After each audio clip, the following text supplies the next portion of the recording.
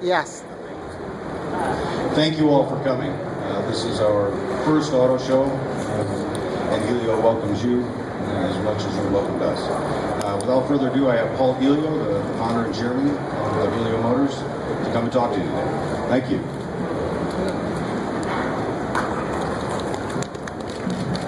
Thanks. So, as Jerome mentioned, this is our first auto show. We took it to the Consumer Electronics Show this year, and CNET named it as one of the 10 most talked about items at the electronics show. And then they had a vote of the 10 most talked about items, which one would you most like to take home? We walked away with 79% of the vote. Second place was 6%. And so we had so much fun in the electronics show, we thought maybe we ought to try an auto show, right? So no, it's really good to be here. And I just want to let you know about what we're doing and why we're doing it. So Elio Motors was founded to make a difference in some very important things, right? Whether your biggest concern is our trade deficit in foreign oil or our carbon footprint, the answer is the same. Use less oil. And Elio can do that in spades. At our nominal business case volumes, after 5 years of sales, we can reduce total U.S. gas consumption by nearly 0.5%. I absolutely believe we need to make things in this country and eventually make and export things from this country. This is going to be built in Shreveport, Louisiana with 90% North American content. So it's truly an American project. We can't make the best stuff in this world for the cheapest. And I got the data to back that up. And we'll create tens of thousands of American jobs along the way. And the other thing that's not immediately obvious is if you're struggling in this country, mobility is your biggest issue. And this really moves the needle on that. There's a study out there that says something like 60% of those unemployed have turned down a job because they had no way to get there. With an Elio, you can get to the job. It matters. The value proposition is incredibly strong. It's 84 miles per gallon. Safe, as you can see from the videos up there. Those are the standard automotive tests that we're designing to. Built Shreveport, like I said, and sticker pricing for $6,800. Either one of those stats by themselves is impressive. $6,800 or 84 miles per gallon. But the and is what makes it special. So we can run a program called Let Your Gas Savings Make Your Payments. Now, you don't have to buy it this way, but it works this way whether you buy it or not. Buy it this way or not.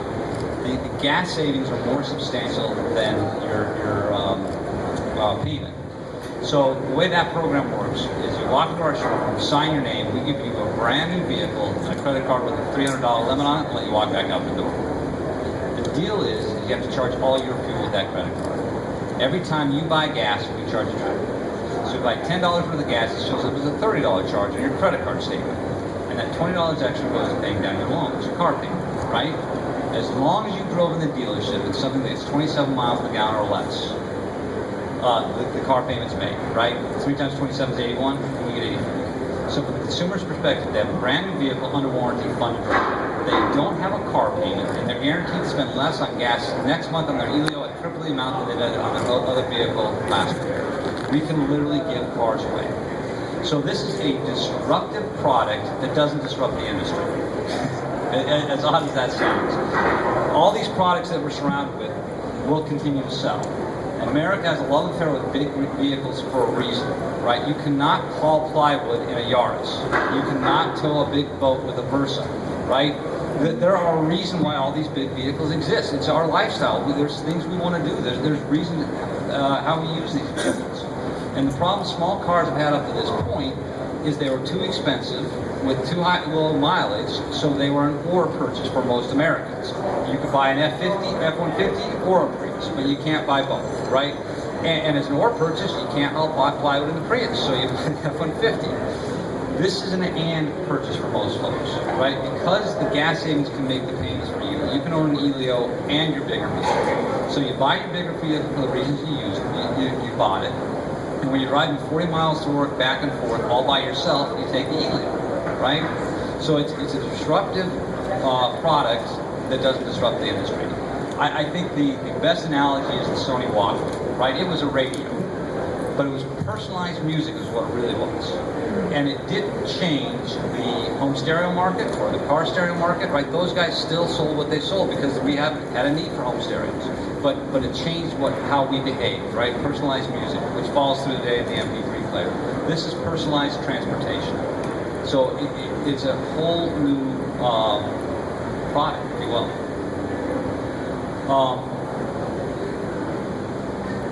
Our business model is unique from top to bottom. But we insist on known technology, right?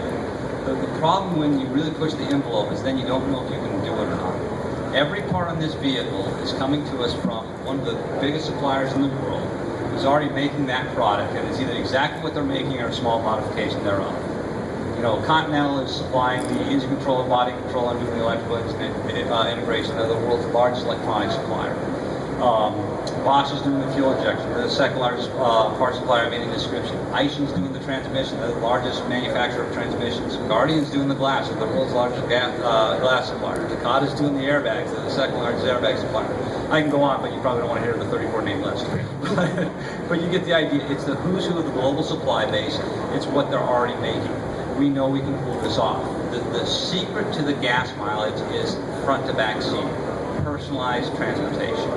Right, occasionally the rear seat's going to be occupied, but mainly this is personalized transportation. So at highway speeds, most of your fuel goes to lumen air. And by sitting front to back instead of side by side, we double our mileage. There is no magic or flux capacitor required. So, we know we can do this. We have done a crowdfunding campaign for about 2 years now. We've taken 41,000 reservations. So we are the second most successful crowdfunding campaign ever. I think by dollars raised and by products sold, hands down the biggest, right? That's $280 million of product pre-sold. That's a big, $250,000. That's a big number. Folks want the product. 41,000 reservations, yes. And it's definitely escalated. So in year one, we took 5,000 reservations. In year two, we took like 33,000. So it wasn't a constant burn. That's really all I had prepared, and then I'll just open it up for questions. Yes? Are you still seeking federal government funding? So we have a loan application in with the ATVM for a guaranteed loan, yes. And do you need that to move forward, or are you going to continue to rely on funds that you've been raising from individual buyers or some other sources? Yes. So, well, when anything is important to your success is funding, you have redundant plans. I mean, if we bet the whole company on any one plan, it'd be foolish. We literally have 3 or 4 separate plans that gets us all the way to the finish line. So ATVM being one of them. We're going to continue the crowdfunding. And we're democratizing the equity investment. So up till now, it's been tightly held. We have one very wealthy backer, and that's really how we've gotten here. The Jobs Act allows for general solicitation. It's a 506C. So last week we announced that we're doing a 506C, and now any accredited investor can invest in Elio Motors and share in our success. Like everything else we do, we're doing that a little differently. Most of the folks who are doing the equity crowdfunding are doing it on a website. You can certainly come to us on our website, but we engage Network One, which we're announcing tomorrow, an actual brokerage house, FINRA regulated, so you can call up and talk to a broker about investing in Elio securities. Because I think when you're talking that kind of money, you want to talk to a person, not just pick a button. Cool. Thanks. Yes, regular gas, 87 octane. So no infrastructure required. There's enough gas stations, right? Horsepower. Horsepower is 55 horsepower at 55 and 55 foot-pounds of torque. On that note, about a month ago, we started the first Elio motor, which I think is a huge milestone. It's been over 60 years since a new American car company started its own engine. The engine was developed for us by a company called IAB. They have 65% of the engineering services business in Germany. They do all of the engine development for Mercedes-Benz, BMW, Bentley, Bugatti, and us. They did the Veyron engine. Ours is going to be as good, but not quite as fast. Our manufacturing partner is Kamau. They're wholly owned by Fiat Chrysler. They participate in the manufacture of 1 out of every 3 vehicles on the planet. They just did the 3-cylinder line for Ford in Europe. They are supplying us with our 3-cylinder engine line. Day one, it'll be Kamau employees building Elio motors with Elio employees watching. At some point, we'll flip-flop, and then at some point, we'll be comfortable enough and we'll wave to them and say, you guys can go home now. They did the Fiat robotics come out of it, I think. Yeah, so they do the automation solutions for Fiat Kamau, Fiat, Chrysler, General Motors, Volkswagen, Jaguar, Land Rover, a whole bunch. Like I said, they participate in manufacturing 1 out of every 3 They're going to vehicles. handle for you what, I'm sorry? The automation solutions. So the automation in the factory, the welding, the engine line, all the automation solutions for us. You already have the plant, still GM Shreveport plant, right? That's correct. So Stu Lichter, our board member and significant shareholder, owns the real estate. He's America's 2nd largest industrial real estate owner, so that's his bailiwick, and there's a real skill set to running a site like that. The building is 4 million square foot. The Javits Center we're sitting in is 1.6 million, so it's 2.5 Javits Centers. It's a big 4 million, so it's 2.5 of these buildings. And it's floor-to-ceiling, wall-to-wall equipment. So Stu owns the building and he runs the site and releases the space from him. Elio Motors owns all the equipment inside. We have everything you could possibly imagine to build a vehicle with. It's a huge head start on getting production. Yes? You have Pep Boys doing the service. Now, how are you going to retail? So we're going to do company-owned stores. So we'll be located in strip malls. So this is a destination purchase. We don't need to be on Auto Road. If you want a $7,000 car, you're going to come to us. Right. So it'll have 1 vehicle inside, 2 outside, a standard and automatic to accommodate test drives. The walls will be lined with options. So that's part of how we hit the 6800 as an aside, is we're abandoning the package system. So it comes with power windows, power door locks, air conditioning, and stereo. That's it. Everything else is designed to be installed post-manufacture.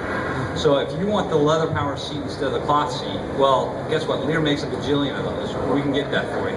If you want the blind spot detecting mirrors that I'm personally in love with, Continental makes those. We can get those for you. So you walk into our showroom anytime from when we open and when we close, say I want the orange automatic with the blind spot detecting mirrors and a leather seat.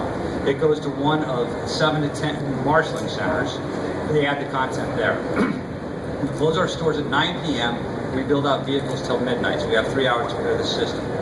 At midnight, the vehicles go on trucks, and with a minimum of 7 marshalling centers, we're within 9 hours of all of our stores.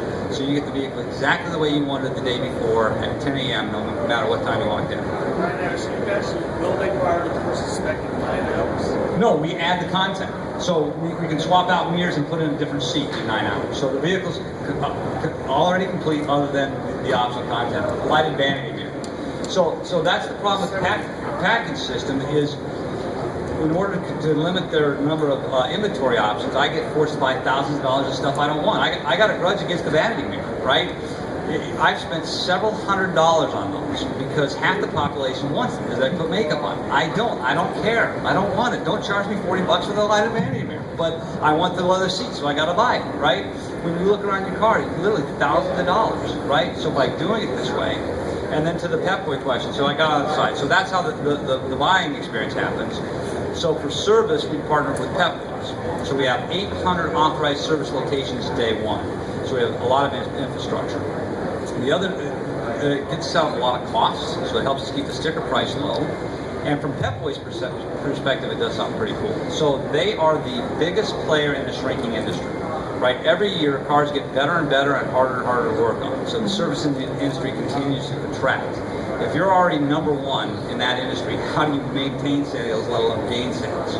With the Elio partnerships, after 4 years of sales, we increased their vehicle touches by 15%. So they can grow their business with the Elio partnership, so it's good for them, it's good for us, and that's where good business happens. When both people walk away from the table going, wow, that was smart, right? Did I answer your question? Yes, you did. Thank you. The wheelbase is 110 inches, and it's got a 67-inch track. So it's not a small vehicle. If you sit in it, it's a full-size vehicle cut in half plus 2 inches, right? So from the center line of your chest to the door is an extra inch on each side. So it looks small from the outside because it's half a vehicle. When you sit in it, the experience is it's a big vehicle, right? Because it's sedan length. How wide is it on the inside? I don't know that number off the top of my head. I know we took the normal distance to the door plus an inch, but I don't. Sorry about that. Is the body composite or metal or? So yeah, if you look at the simulations up there, we have a full roll cage. The occupant compartment is designed to not crush because the occupants are there, and it's made out of, so it's martensitic steel. Martensitic steel has an extraordinarily high yield stress. So mild steel has 200 megapascal, high strength 550, martensite like 11 to 1300. So it's twice as strong as high strength steel, 7 times as strong as mild steel. So you don't want that crushing. The front and back end are normal automotive grade steels for crushability to absorb energy. And then it's covered in SMC, sheet molded compound. Curb weight? 1,228 pounds. Yes. When do you expect to have a prototype running here at now? That's really not the next step. So the next step for the engine, we'll build 31 of them and put them on dynos and run through their paces before it goes into a vehicle. So both manual and automatic versions? That is correct. How many speeds on each? 5.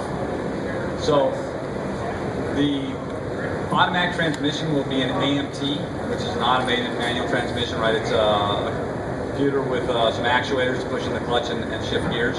So it's the same base transmission in both. And actually you get better gas mileage in our automatic version than you do in the standard version because the computer shifts perfectly and the humans don't. Who makes the gearbox? Aishin. So they're the world's largest transmission supplier. Exporting in 2018? That is the goal. My deepest hope is to build vehicles in Shreveport and to export them around the globe. And I think this product will be globally competitive. I think this price is globally competitive. I don't think there's any reason why we need to localize. We can build from this country and export. And that's my personal passion. For the last 20 years, every single month, we've had a negative trade deficit with the rest of the world, which means we bought more than we sold. We got poorer as a nation. You know, last April, we got poorer as a nation by $44 billion, you know, which is like Bill Gates' net worth in 1 month. You know, and it's clipping away. We have to build from this country. We have to export from this country, and this can do it. But first, we got to launch it here. So we have no export plans till it's launched here. So there's no launch date quite yet. You just need to get to a certain financial threshold before you say we're moving forward. No, we're moving forward. So we're targeting the first half of 2016. It's not a date, it's more of a range right now because as you can imagine there's a lot of moving parts in creating a new car company and figuring out what the long lead item that's going to finalize that date is not trivial. So that's the range though. Can you talk to us about the marketing strategy and resources behind that once you are ready to come to market? Yeah, no. No. So there's two areas I'm really weak on. Yep. Details about the engine and marketing. So I have a marketing wizard, and like I said, he's marshaled one of the most successful crowdfunding campaigns ever with almost no budget, right? So he's really good at that. But exactly where we're going. So the product, we're going to continue to do what we're doing. A lot of online presence, a lot of shows, that kind of thing. And as we mature, I think we're going to have like a 2-year window where we don't know what the hell to do. I believe we will outsell the plant before we open up. We're capacitizing for 250,000 units a year. I believe we will take that many reservations. So you have the year sold, you have a marketing budget, and you have nothing to sell because so what do you do with that time span, right? And that's why it's not an easy question. Like, you know, I know Tim's got some plans and we've talked about it, but I don't know an exact answer there. You brilliantly answered my next question with your answer, so. Okay, thank you. Does the back seat fold so you increase the luggage? Yes, so with the rear seat folded up, you can fit an airline compliant bag. And with the rear seat folded down, you can get golf clubs or skis or other lines. With access to the trunk. Yes, yes.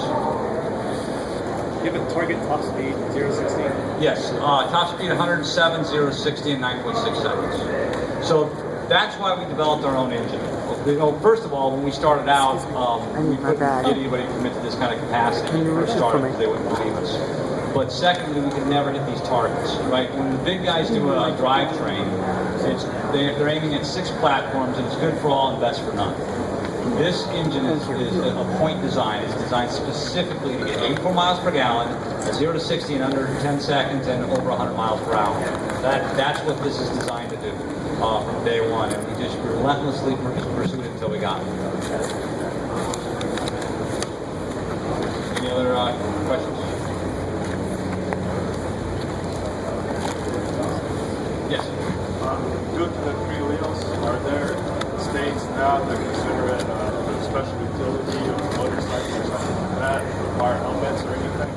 So it is a motorcycle. Like the federal government says, if you have 3 wheels or less on the road, you're a motorcycle. So that's a motorcycle, although every single part on it's automotive authority. So when we started, there was a lot of states that required helmets and motorcycle licenses. So we've gone state by state with legislation that defines an autocycle. And an autocycle is a motorcycle that has 3 wheels, a full roll cage, at least 3 airbags, 2 seat belts, we crash, right? We have all these things to relegate what this is, and automotive control. And, 3, front and 2 side curtains. So if you're an autocycle, you don't need a helmet or a seatbelt, or a helmet or a motorcycle license. Because honestly, wearing a helmet in this vehicle is dangerous, right? If you are belted to a seat and you add extra mass above your neck, bad things happen all day long. You are better off without a helmet with this configuration of equipment. And so AMBA, the American Association of Motor Vehicle Administrators, has recommended the legislation that we've gotten successfully passed in, I think, 12 or 18 states. And we've been very successful so far, and I expect it to continue. So renters, you have to have that before you sell the car to get it standard. Like I said, so far we've been successful getting those laws passed, and we're working through the rest of the states. So I believe by the time we hit production, it will not be. My question is, what was the inspiration for this design? I got mad. So it was 2008. Oil was going through the roof. I had an engineering firm with 46 degree engineers doing new product development in automotive. And I watch the news every night and just get frustrated seeing all this wealth pour out of our country due to the high oil prices. And one day I said, instead of getting mad about it, I'm going to go do something about it. And I kicked this project off. I often thought about a covered motorcycle, and I love that. Thank you. Emissions compliance, motorcycle or automobile? Automobile. So Johnson Matthey is doing the catalytic converter. They produce 1 out of every 3 catalytic converters ever made on this planet. But they have 0 volume on other planets. What size of wheel? We are targeting a new tire with Cooper. I believe it's going to be 135 millimeter front and 175 rear. So the Cooper tire partnership is critical to hitting 84 miles per gallon. With a standard width tire of 175 up front, it's a double penalty. You have to deflate it because we're so light to get the right tire patch, and that hurts your rolling resistance as well. And then because of the width and it's sitting out in the airstream, you lose your mileage that way. So by going to a narrow tire designed for this vehicle, we'll pick up about 3 miles per gallon. So that partnership is critical. Does it come with a spare? No. There's a lot of other mainstream vehicles that are coming without a spare. It's $100 for a spare by the time you do the jack, the cover, the nuts, and inflator kit. I believe Ford Focus, there's a whole bunch of that spares no longer standard. No, they do not. So it kind of looks like, because it's got the AA arm front suspension, we did that for handling. So the 2 things we have to overperform on, I believe in, is safety and handling. Right? Camry can be middle of the road safety, and it's going to sell because people trust Toyota, they trust Camry, they're not going to look that hard at it. This has to be over the top safe because it looks different. Same thing on handling. If you go buy a compact car, you don't think about how it handles because you didn't buy it for that reason, right? When you get in this because it's got 3 wheels, that's all you think about the first 5 minutes is how does this handle? It's got 3 wheels. So if we handle identically to the other small vehicles, we get judged harshly. So we have a AA arm front suspension instead of McPherson strut, even though it's much more expensive because we had to overperform in that area. You don't need like big beefy bumpers because it's an autocycle. What do you mean big beefy bumpers? Like about bumper protection. Well, so if you notice, there are bumpers front and rear under the fascia. We have fascia just like everybody else does. The front and the rear fascia should be about between $40 and $50 at Pep Boys. So, yes. Yes, so we decided that whether we did it or not, people were going to put child seats back there. So those are called ISOFIX wires, and they have very specific design and load criteria, and it's been designed to the Federal Motor Vehicle Safety Steps for ISOFIX wires. Yes? In regards to your retail stores, I know Tesla's had a hard time with some states, and I know that like recently they got through New Jersey, but it's only been put through for alternative energy vehicles now. For getting your retail stores there? How are you? Do you have legislation, or how are you working with, or is it going to be a motorcycle retailer? What's the consideration there? Yeah, so we are a motorcycle, so it's a different set of laws. But I think with the progress that Tesla's making, that we should be fairly successful. Honestly, politically, I think we play better than Tesla does. In our culture, I'm not saying it's right, but I do believe it's true. It's okay to not like rich people, but it's not okay to not like poor people.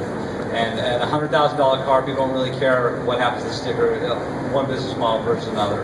At $600 to $800, people do care. So I think that we play better when it comes to getting those things changed. You mentioned safety. The readers often bring up the outrigger front end and offset crash testing. Do you see any problems with that? Safety issues because you don't have the front suspension enclosed by metalwork? No, it's a testing aberration, but it's not a real safety issue, right? Because if you hit a four-wheel vehicle, that stuff's there, right? You're still hitting it. But the test prescribes very exactly where the crab, if you wait for the side, where the crab's supposed to hit the door, right? And we can do it in simulation because we can give it infinite acceleration and get up the right speed. But if you're trying to hit the door at that point, at that angle, you hit this outrigger before you hit the door. So we can move it down, but then the test becomes harder to pass, which isn't fair. Hitting the outside wheel makes it trivial for us because it absorbs all the energy. That isn't fair.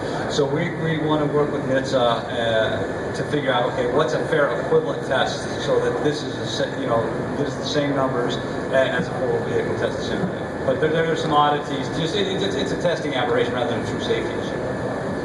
Do you know the drag coefficient offhand? 0.28 is our CDA, right? So every current quotes their coefficient of drag, but that doesn't matter. It's coefficient of drag times frontal area, right? This whole project is about frontal area, and right. So that's what I track. I don't know the CD by itself. I probably should. I don't know. Any other? Yes. I read a poll, a CNET poll, that said that at the Consumer Electronics Show, for some reason I think you were there, overwhelmingly was voting to take that car. Yeah, we talked about that at the very beginning. I didn't hear that, I'm sorry. Anybody else? All right, well, thank you very much for attending our first ever auto show press conference. Thanks.